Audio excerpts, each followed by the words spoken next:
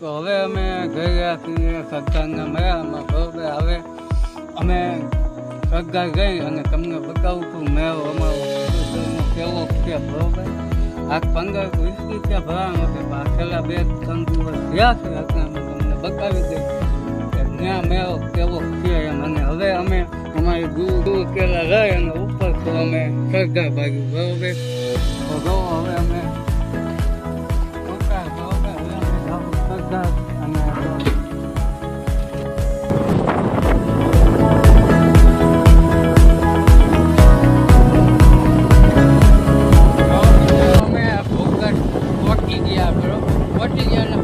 બહાર નીકળી ગયા.